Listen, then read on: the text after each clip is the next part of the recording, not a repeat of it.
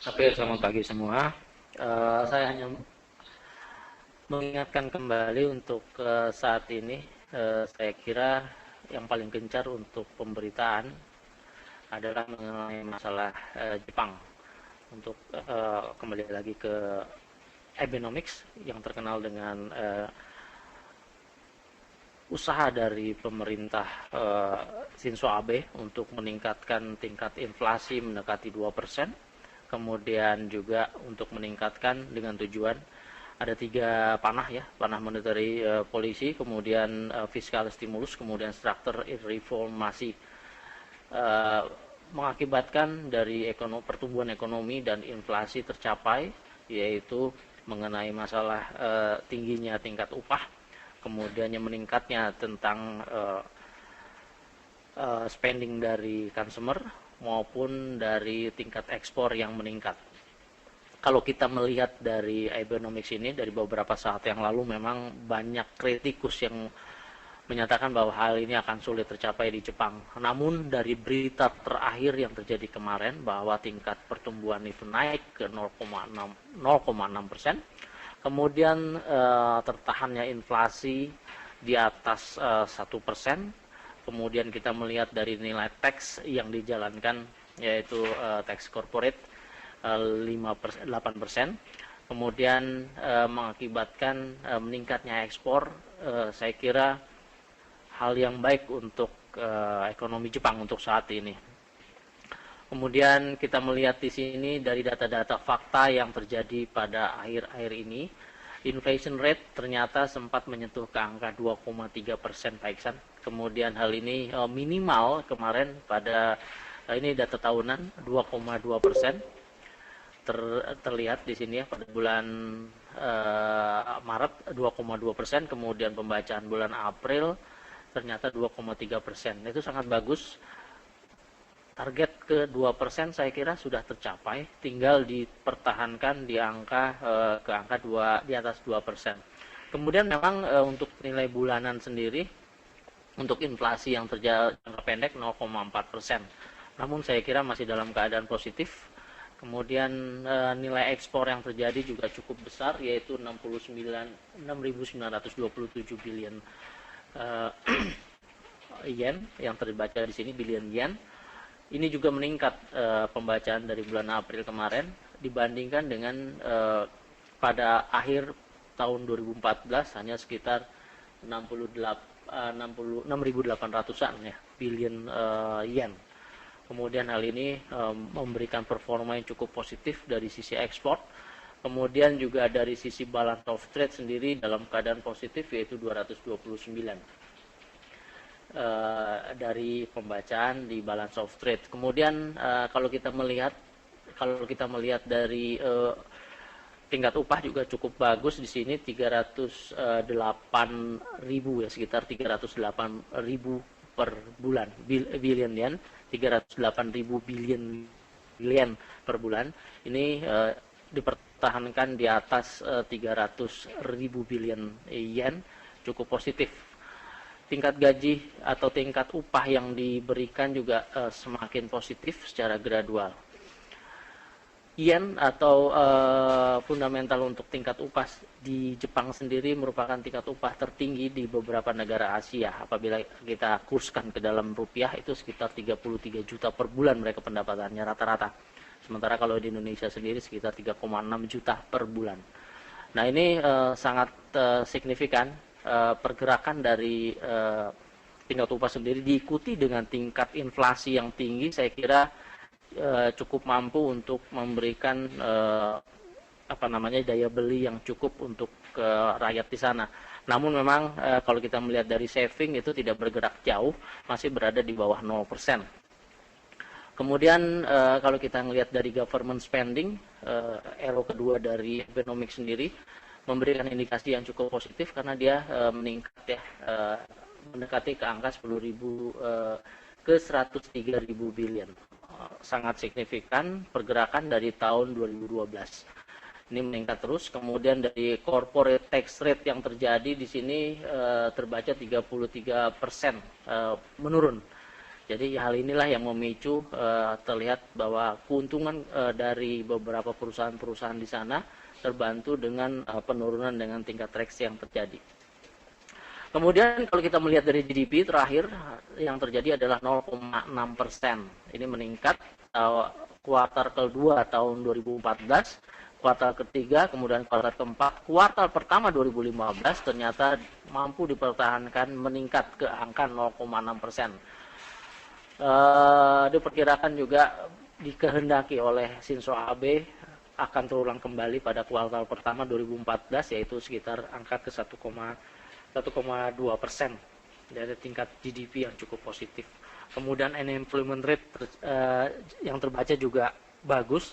Terakhir terbaca bulan Maret kemarin 3,4% dari sebelumnya 3,5%. Kalau kita bandingkan dengan Amerika Serikat 5,4%, lebih bagus penyerapan tenaga kerja di Jepang sendiri.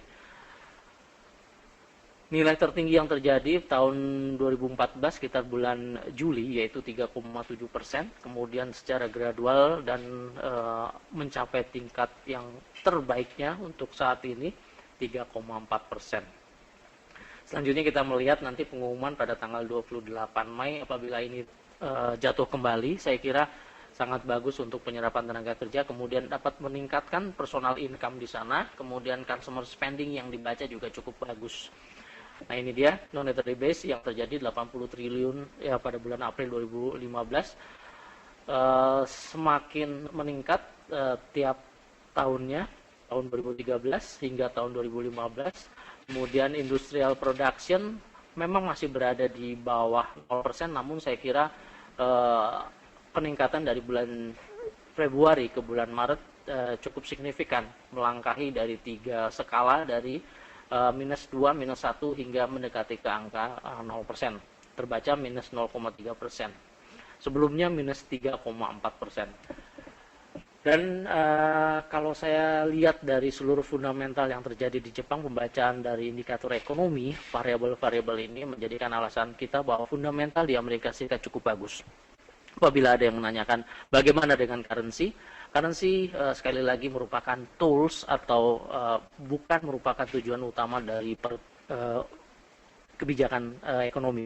Namun currency sendiri merupakan tools atau alat untuk pencapaian tujuan dari tingkat pertumbuhan, kemudian juga pencapaian alat untuk tingkat spending masyarakat sehingga masyarakat di negara tersebut dapat sejahtera.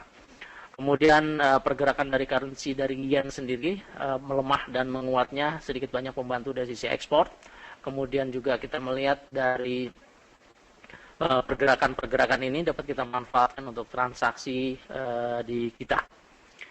Kemudian apa yang dipengaruhi oleh tingkat fundamental ini, saya kira selanjutnya adalah ini data-data terhadap minyak ya. Minyak apa hubungannya dengan Jepang?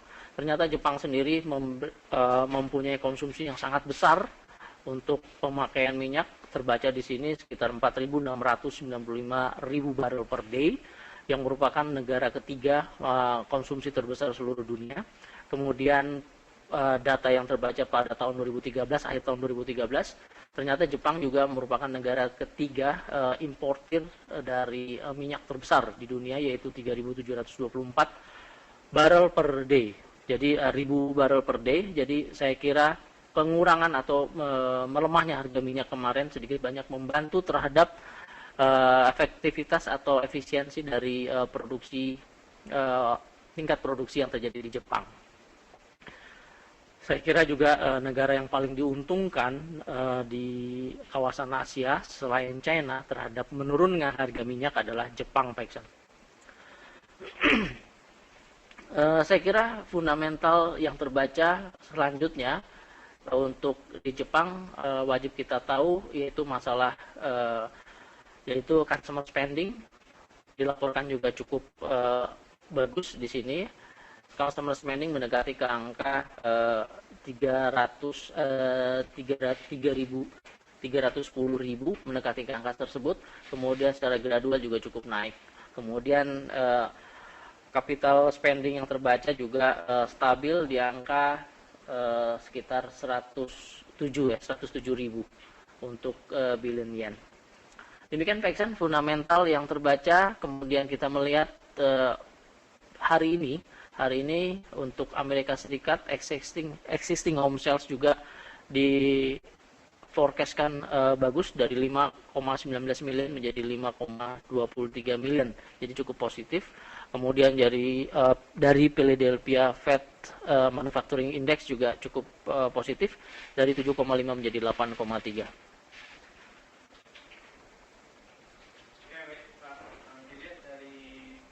Pak, kalau dilihat dari apa yang Bapak ulas mengenai yen dan kebijakan Abenomics, sebetulnya dilihat ke pergerakan indeks saham pun untuk Nikkei itu mengalami penguatan yang cukup signifikan, yaitu menguat kurang lebih sekitar harganya menyentuh level tertinggi selama 15 tahun, yaitu naik kurang lebih sekitar 0,85% di kurang lebih di harga 20.196,56,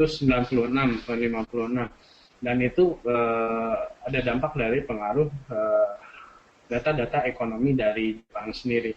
Baik, selain dari Jepang, mungkin kalau dari sisi yang lain Pak, kayak misal dari currency pair yang lain bisa diulas Pak Dwi, silakan.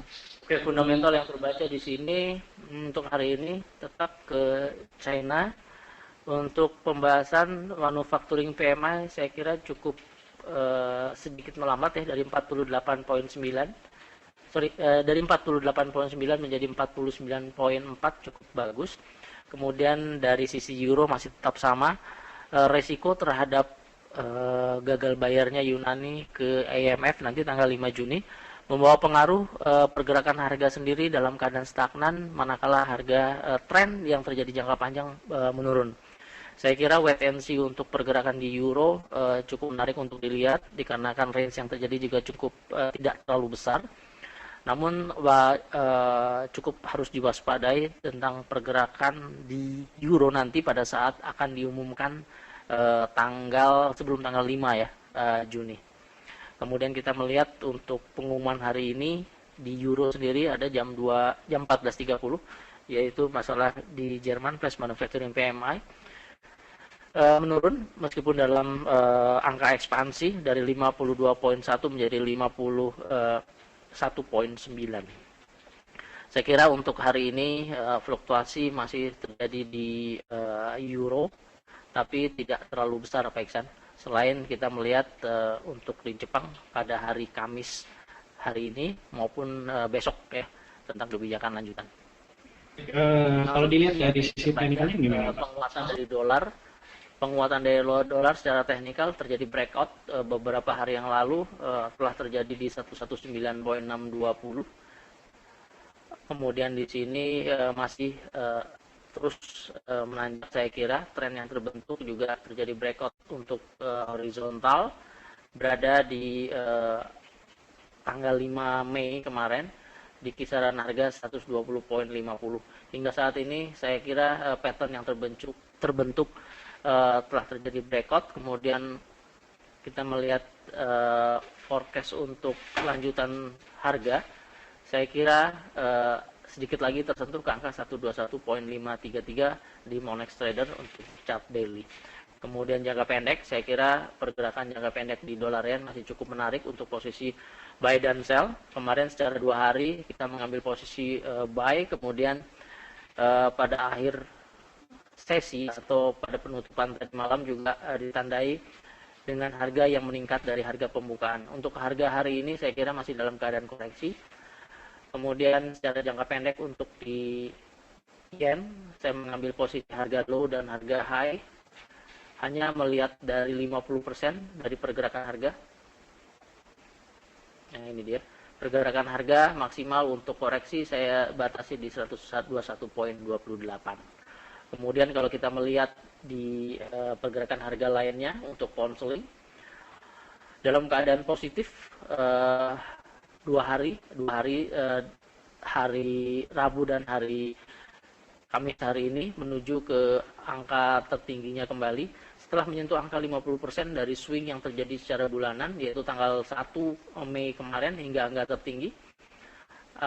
Ini saya mengambil posisi harga terendah bulan ini dan harga tertinggi bulan ini sehingga didapat angka 50% yang terjadi untuk bulanan di angka 1.5420, kemudian direspon dengan koreksi 2 candle pada saat ini juga.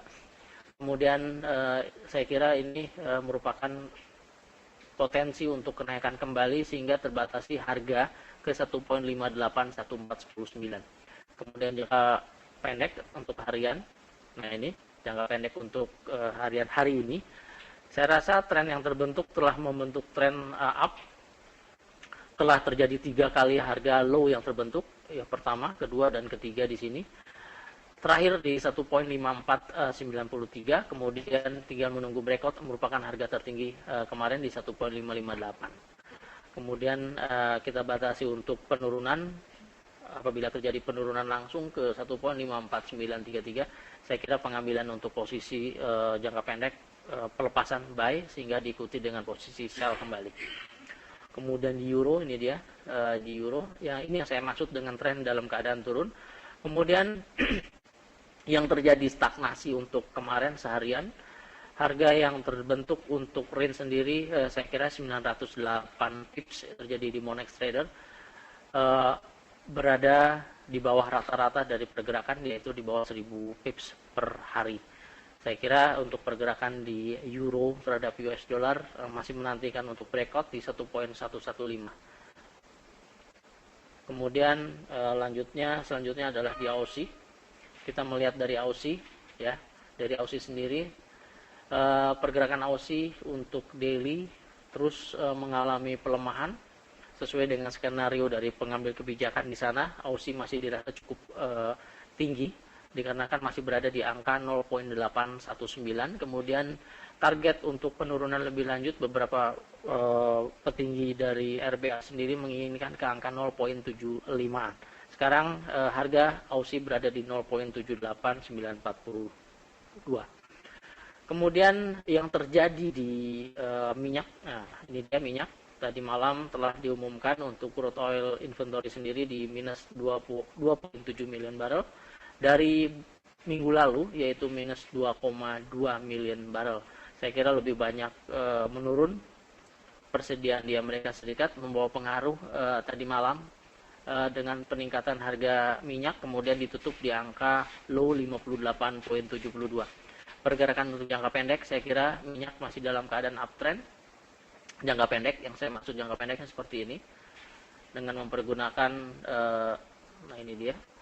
Kemudian untuk proyeksi kenaikan, saya rasa untuk jangka pendek di 59.13. Kemudian antisipasi untuk penurunan kembali, saya kira untuk harga terendah terdekat untuk 1 jam pertama tadi di 58.66. Kemudian untuk di emas,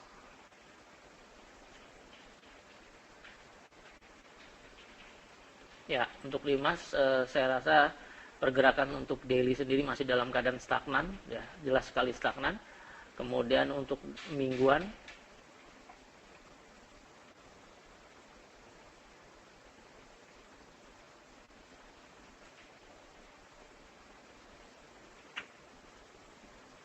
ya, kita baca yang daily saja, dikarenakan ini nah ini dia.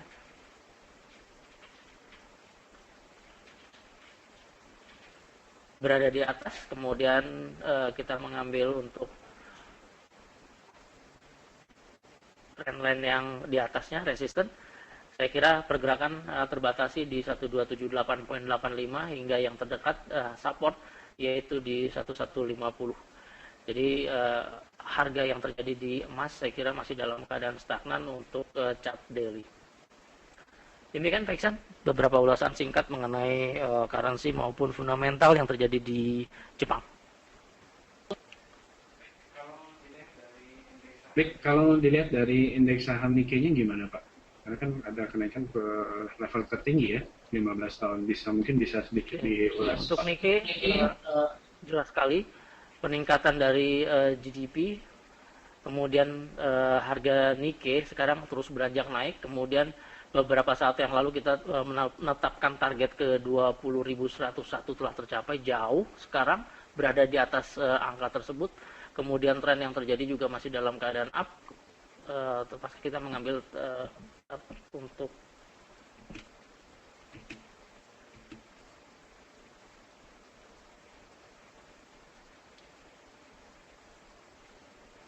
ya,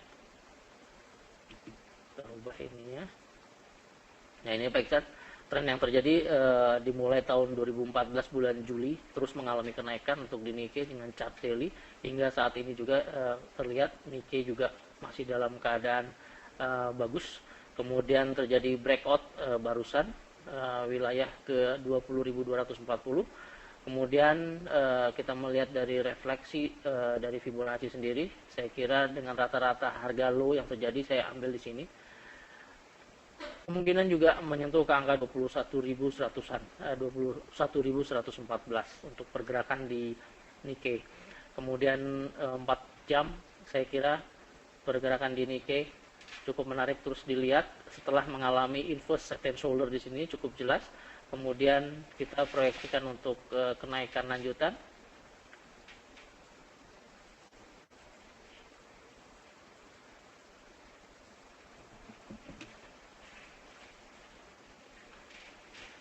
Inverse head and shoulder, saya mengambil di situ. Telah tersentuh, kemudian lanjutannya kita lihat. Nah, ini juga di 20.866 untuk 261,8%. Tingkat lanjutan untuk apabila dia terjadi kenaikan. Memang sebelum mengarah ke sana terjadi koreksi-koreksi sedikit yang dapat kita antisipasi dengan time frame yang lebih kecil di sini. Nah, ini dia. Saya kira swing yang terjadi di Nikkei tidak banyak terjadi untuk jangka panjang. Maksudnya swing yang terjadi juga range yang sempit di sini. Pada saat dia turun dia naik kembali. Untuk saat ini keadaan Nikkei masih dalam keadaan uptrend. Demikian Pak Sam.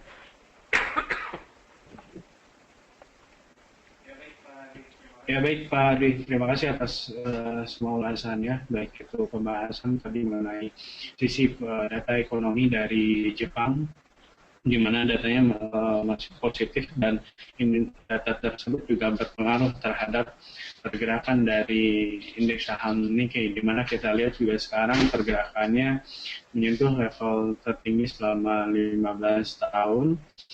Dan untuk proyeksi sendiri dari Nikkei masih melanjutkan kenaikan, di mana rekod 20.240 proyeksinya ke level 261% dari Fibonacci ke 20.866.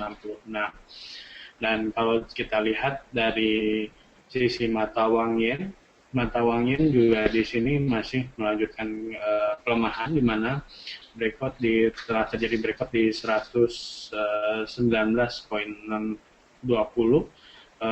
Proyeksi targetnya ke 121.533. Sedangkan untuk pound sterling, di mana 2 hari berturut-turut mengalami kenaikan, dan untuk area support pertamanya di 1.55376,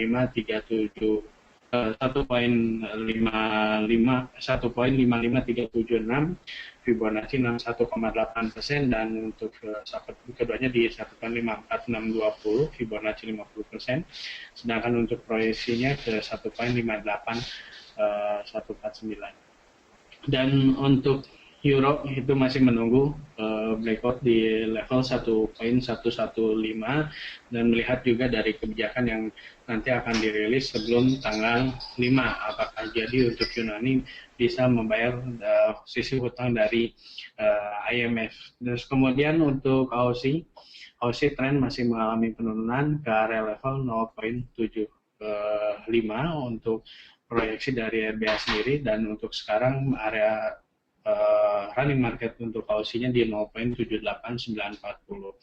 Sedangkan dari sisi commodity oil, di mana data untuk inventory-nya mengalami penurunan dari sebelumnya. Untuk crude oil inventory itu mengalami penurunan dari sebelumnya minus 2,2 million barrel, dan hasil yang dirilis yaitu minus 2,7 million barrel. Untuk oil sendiri masih mengalami kenaikan ke level 59.13. Dan untuk emas sendiri rally-nya masih cukup terbatasi di area 12.278 dan 1150. Baik, itu ulasan dari morning briefing pagi ini, dan sedikit saya informasikan untuk berita-berita yang nanti akan diliris untuk hari Kamis ini. Selain tadi ada yang telah diulas, ada HSBC Flash Manufacturing PMI dari China, dari sebelumnya 48.9, forecastnya 49.4, hasil yang dirilis yaitu 49,1. Jam 2 nanti ada data Frank Flash Manufacturing PMI dari Euro, dari sebelumnya 48.0, revisi dari 48.4, forecastnya 48.6. Sedangkan untuk Jerman Flash Manufacturing PMI-nya dari sebelumnya 52.1, revisi dari 51.9, forecastnya 51.9. Sedangkan data dari Inggris nanti jam 3.30 ada data mengenai retail sales, dari sebelumnya minus 0,5%, forecastnya 0,4%. Sedangkan jam 6.30 ada data dari Euro, yaitu dari SCB Monetary Policy Meeting Accounts. Terus kemudian jam 7.30 ada unemployment claims untuk US, dari sebelumnya 264.000, forecastnya 271.000, mengalami kenaikan untuk unemployment dari sisi forecastnya.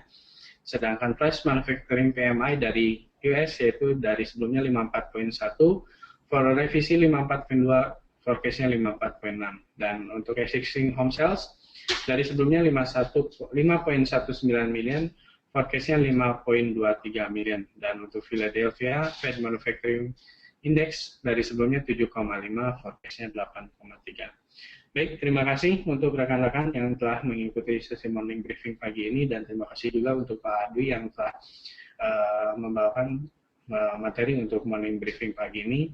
Semua materi untuk morning briefing pagi ini hanya bersifat informasi saja, tidak ditujukan sebagai sarana untuk bertransaksi, namun kami menyajikan informasi yang terbaik. Terima kasih, selamat pagi dan selamat beraktivitas.